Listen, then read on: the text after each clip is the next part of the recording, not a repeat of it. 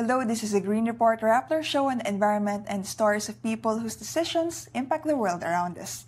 I'm Iya Gozum. And I'm Jee Geronimo. It's been a week since the International Court of Justice issued its historic advisory opinion on the climate crisis.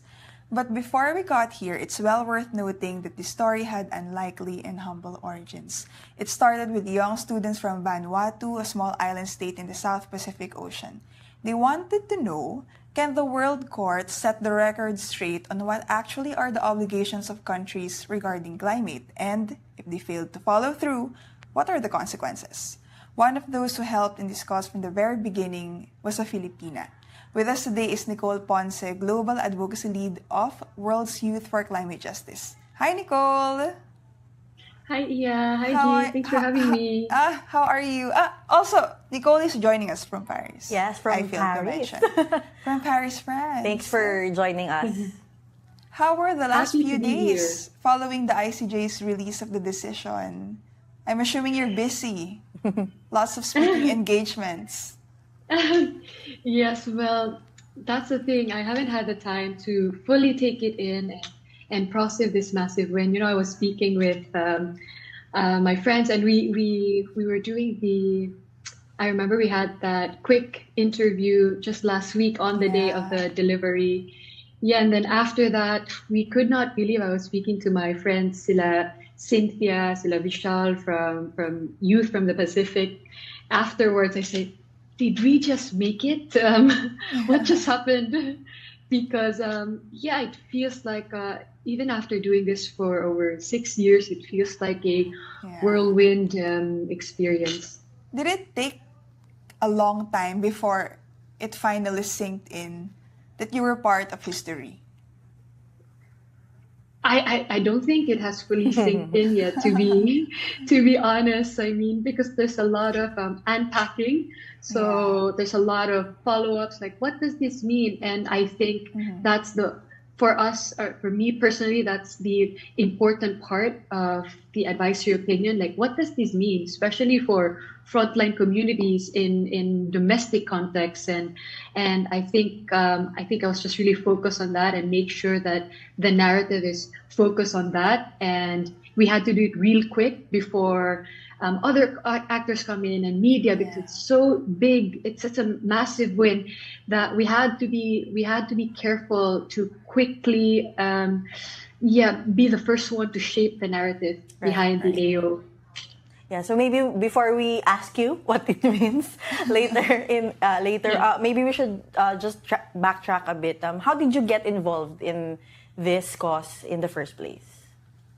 Yeah, for many, I think in the climate space in the Philippines are familiar with the name Tony Oposa, who, I actually just volunteered for him. He's a Cebuano. Well, he lives in Manila now, but he's a Cebuano. And I was a political science student then in my fourth year. I did a thesis on the Philippine Water Code, and I came across his decision, the Oposa versus Factoran case. I said, crazy story about how basically giving legal standing to people, to generations, to children who did not yet exist. And in the legal language, that's at that time he was a laughing stock, because it was just not possible to give legal standing injury to people who did not exist.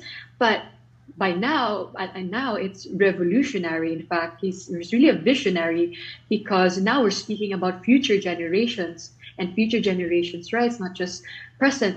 So when finally I could never get hold of this guy. So what happened was just I was interning for the Never, because he doesn't do press engagements or stuff like that. I said, how can I interview Attorney Tony Oposa? But I was interning for the Ombudsman then, and somehow by luck, I was invited to join a seminar, and to my surprise, he was the speaker. And then from then on, he was just okay, and he's always asking people to volunteer. And I said, yes, I will show up, I'll volunteer. And he invited everyone, and in the end, I was the only one who showed up. And yes, I was the only one who showed up. I said, oh no, baka he would be disappointed to see that, I was the only one who showed up. I said, "Oh, I'm so sorry. My classmates are not here." Others said, and then not phased at all. He just told me, "Nicole, just give me one committed soul and we will move the world." Wow. And that's you. That was 10 years ago. Wow. I still remember this conversation to this day. So I just wanted to bring his spirit to the conversations, and because it was really him who inspired me to do this in 2019. That's actually how I met the Pacific Youth, because he told me "dai," like "dai" in our in our Bisaya language. He was telling me, "Do you want to join me? Let's sue the world." I said, "What does that mean?" It's of course he was exaggerating by suing the world, but I was only in my first year of law school then, and then I had no idea about public international law. To be honest, even when we started this in 2019, I was in my fourth year. I still did not know enough. Everything I learned about public international law was through the campaign. But because we were doing a lot of the work domestically and regionally, so I think that's really important to highlight, to ground the AO that it did not start as a thought, also a thought experiment, but more because of the lived realities on the ground, like what people from frontline communities experience and what we've been doing. And obviously, it's not enough. We need to push for more ambitious climate action and policies. So in 2019, I really had the good fortune of being invited to be part of the UN Climate Week. And that's when I met up with Solomon and Vishal from the Pacific Islands, students fighting climate change. And then, of course, we understood that, climate change has many faces, and it doesn't stop in the Pacific or in Asia. It's across borders. So we need the world basically to rally behind this. So that's when we started to create an umbrella organization called World's Youth for Climate Justice, and create regional fronts. So now we're in all fronts. But what's really, I guess, for me, I take pride in, and what's inspiring for me is, not only that I work with brilliant young people who continually inspire me, but also the fact that the pandemic happened right after that, the global pandemic. Right. Yes. But we powered through. That's when we started in fact, our first official side event with Dr. David Boyd. He was there, the UN Special previously the UN Special Rapporteur for Environment, and Ralph Regan-Vanu, really the champion of the resolution by Vanuatu, and Tonio Posa. So that was our first side event. It was during the pandemic, and we powered through with, honestly, just sheer optimism and stubbornness. Nicole, maybe to give us a grasp of how big the ICJ's advisory opinion is and kung gaano to kahalaga for Vanuatu, for the Philippines, for many developing and vulnerable nations, can you walk us through the salient points of the decision? I mean, I know if you watch the live stream from the UN, binasa naman yung buong decision, but that's a lot of legalese and dami mo kailangan na prior knowledge of climate treatises. But if you're gonna reduce it or summarize it to key takeaways for the general audience, ano yun? And yun, can you walk us through that? Maybe the question is, why is this a win for the climate campaign over the years? Oh, that's a very important question. I hope I'm able to summarize it in a because my thoughts are also all over the place. I'll try to summarize it. I'll give a very clear example. When you talk about these climate treaties, you think about the UNFCCC processes and the negotiations. Like you think about the subsidiary bodies conference, usually that happens in Bonn, or the conference of parties. And what's interesting about this is that people come into these conferences and come out just frustrated because until now, the narrative is the same. It's this. Major polluters say we are not, and some of these major polluters are not parties to the Paris Agreement and many of these climate treaties, and also the fact that it is a voluntary commitment. So they say they hide behind that. They shield themselves with the language that it is voluntary. Therefore, they cannot be held accountable more than that, more than what they say are their voluntary commitments. Excuse me. So that's always frustrating because that's always the blockage, especially in these negotiations. But now you have the court. The first thing is that the ICJ clarified, and honestly, I wouldn't even say, I wouldn't even forward the narrative that the ICJ ruling advisory opinions are non-binding, because technically, in form, like the actual decision, yes, it is non-binding, but we are not creating new laws here. They are just interpreting and applying existing binding norms of international law. And I think that's really important to highlight, because this is also a harmful narrative, because now some of these major polluters and these big states who are now scared of this are like, that's non-binding, that's not applicable, not really, it's advisory, la la la. But no, what they're interpreting and what they say in their decision, these are existing binding norms of international law. And I think that's important to highlight. And also the fact that now the court is saying that for the longest time, they say that it's the Paris agreements, they call it lex specialis, or the special law. Like when you talk about climate, that's the Bible. But no, and that's why for the longest time we've been limited to that, and it has failed us. So we need to go beyond the Paris Agreement as our source of law, as our Bible, because it is not. And now the court is saying that we need to go beyond that, apply other climate change, international climate change framework, international human rights framework, and customary international law. And there's a lot of binding obligations stemming from this, and that's important. So that's one important thing, because this was a huge point of contention, especially for many states, because again, states like these fossil fuel states and these big emitters, that's the kind of language they want to forward, so they can continue hiding behind it. So that's one very important thing. And then, of course, when the ICJ, this one, finally confirmed the nexus between climate change and human rights. So that's extremely important, because especially when we're talking about climate change, oftentimes it's seen as an abstraction, like, okay, the environment, the trees and the seas, it's seen as an abstraction, but it is not. And in fact, they affirm that in order to fully enjoy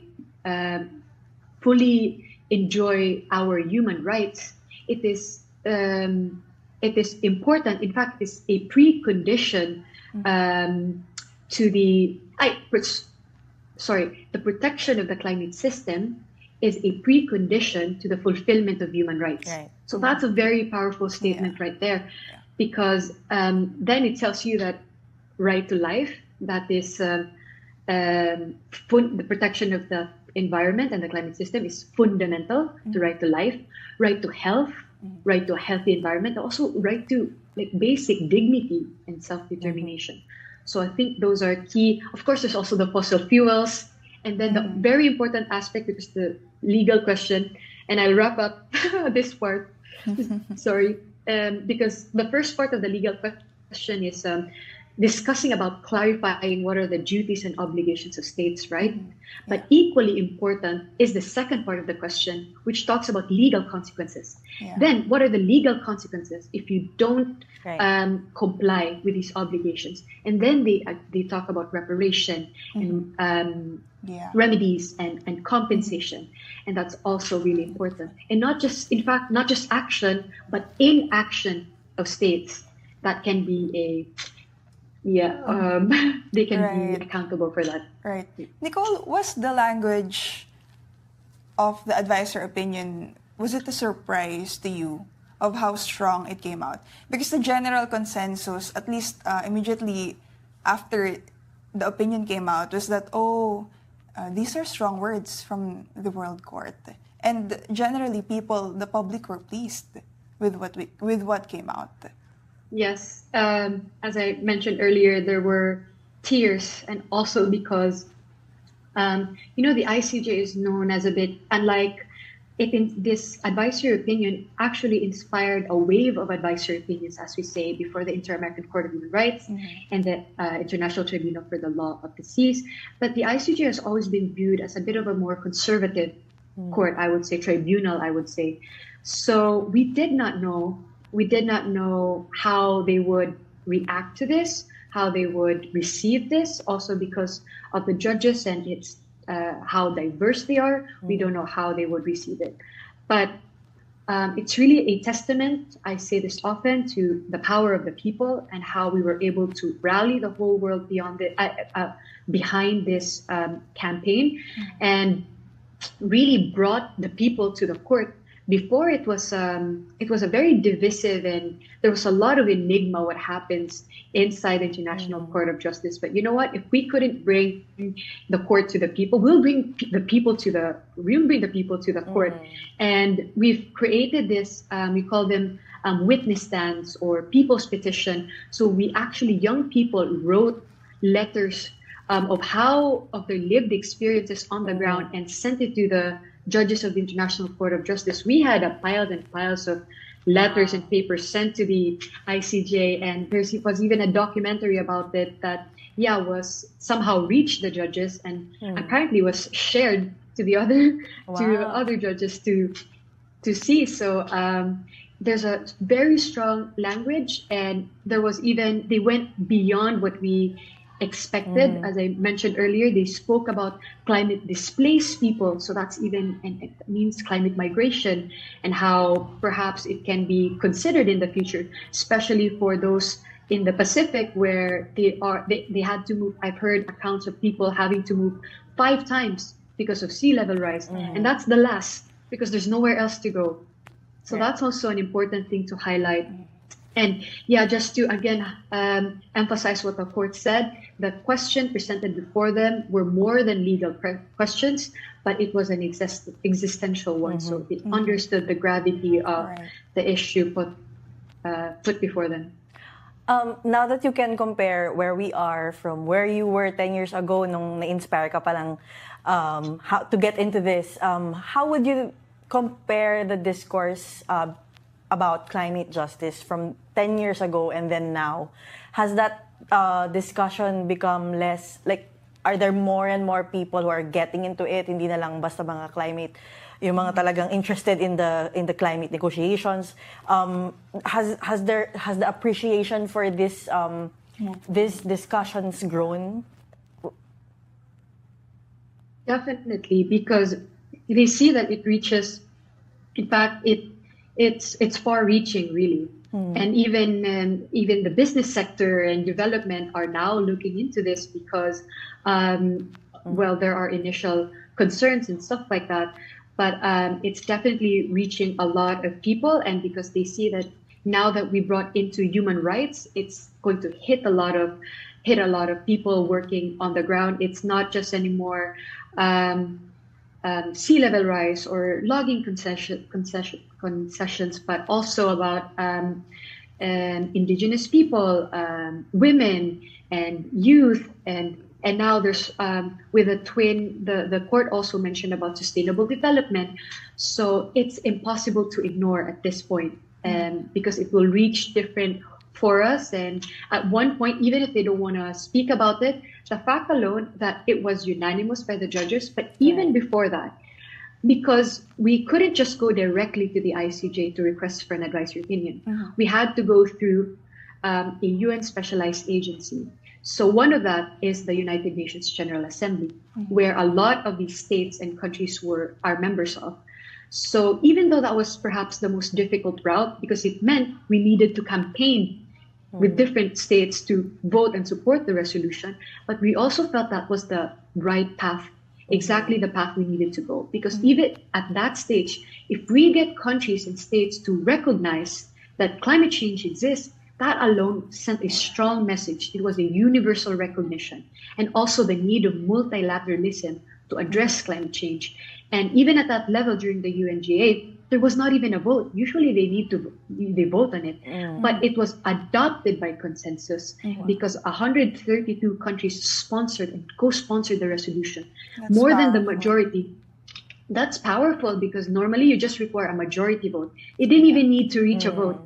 So yes, so it's reaching a lot of people now and included in conversations. Right. Nicole, you mentioned earlier there have been a lot of frustration, exasperation during climate summits in negotiations, no? How galvanizing do you think this advisory opinion from the World Court is, especially to the youth climate justice movement? Parang this is a win kasi na long-awaited and I think deserved, no, nung mga climate justice advocates na matagal nang nagtatrabaho para sa movement na to attain climate justice. Yes, I'm really, well, of course I tell people every time that the AO is not a silver bullet. It was a strong opinion, but it's not a silver bullet. We have to be able to harmonize and use it in conjunction with the other advisory opinions, with other legal tools that we have, with other advocacies that are happening that already exist in a regional and domestic level. So that's what's important. And with the AO, for example, what we're trying to do and bring into the negotiations is that we're trying to, it's galvanizing because now it covered the different tracks, even in negotiations, like it speaks of mitigation, adaptation, loss and damage. And one important thing, very strong language, is the national determined contributions, NDCs. The court also mentioned that the discretion is narrow because before states are just submitting contributions based on voluntary capacity, right? But no, it has to be coincide with the ambition or the obligations in the Paris Agreement. So now they're saying even that the decisions during the conference of parties have legal consequences and in fact binding. So for these negotiations, I think this will give much hope and much energy to the young climate activists and advocates, climate justice advocates right there, to not lose hope in these processes, but at the same time, again, be able to harmonize these AOs that we have to what we already know and what we've been working on the ground. We just need to have a little bit more push by saying we have the world's highest court, the authoritative, saying that it's clarified now. There's no ambiguity. They said it. Are we expecting immediate impacts from this advisory opinion, given that there's a rise in climate litigation cases around the world? Ooh, that's a good question. Well, that depends on how much we are able to quickly unpack, but from my end, we've already been strategizing for implementation even before the AO came out. Like, how are we gonna once the advisory opinions are out, what are we gonna do about it? For myself, I handle the advocacy. I was the Asian Front convener, so I focus on that region. But now as global advocacy, we are looking into, we have different tools. We have the litigation tool, we have a negotiators tool, but more importantly, what I want is to produce are regional briefs that will contain specific policy recommendations per country. Well, there are priority countries that we will determine later on, but specific policies. So these are just not theories, and we're able to ground that really. For example, in the Philippines, there's the Klima bill that's coming out that's able to account for loss and damage. This is going to be very useful. We just had the conversation with the House of Representative Congressman Anna, who's sponsoring the bill, and this can really help with that because now there's no ambiguity. It's clear. So that's what we're hoping for across all regions. Right. Speaking of the Philippines, how else do you think our country can make the most out of this advisory opinion here locally in the way we do things, in the way we legislate laws, in the way even our communities move. Yes. As I mentioned earlier, we already have a lot of these movements happening on the ground. I think civil society, this is not new. This is not new to us. We've been doing this for years. But I think what we needed was that extra push from these institutions, so they know that the existing institutions like governments and other institutions like that, that they know that this is happening. There's no ambiguity. For example, our Climate Change Act, we could push for more enforcement because, you know, the Philippines has, we have many brilliant laws that I always rave about. They are just ahead of its time. We have many. We even had the PENCAS, which is already a law, the accounting system. So we have many of this. But I would like to see, and I think what's exciting is really the enforcement and pushing for more, ambitious action with with the laws that we already have. And also one important thing is that when we were preparing these state submissions, before the ICJ, I've heard this conversation because I was in the Asian Rights workshop where states were working on their submissions. And you would think that it's obvious that there's this connection between climate change and human rights, right? Or the principle of intergenerational equity, which means that we are stewards for the future generations. But in fact, it's not customary law. In fact, they're like, how could we include that in our state submissions when there's no domestic law about it? And so that's just one of the examples of how we can use these AOs to shift these conversations. And these were coming from government representatives and these institutions who say that actually that does not really exist, and I don't know how we can include that when there's no jurisprudence behind it or things like that. But now it's clear. No, that's not the case, and it's clarified now. Right. So I hope that trickles down. Nicole, you talked about renewed energy and hope, especially for the youth movement. Siguro to wrap things up na lang, what's your message for young Filipino climate advocates out there? I mean, you once tried to tag along with the environmental lawyer Tony Oposa, and now most probably a lot of young climate advocates are looking up to you. Do you have any message for them? Wow, that's a huge thing for climate advocates. I wish I prepared that part. Oh, that's a difficult question. I should be able to know what to say by now. I think that, keep that outrage with why systems are not working, but also couple that with optimism. And I think that's really an important balance. So you're not frustrated, and at sometimes it doesn't weigh you down. I mean, like you're outraged because the systems don't work, and we know, and rightly so.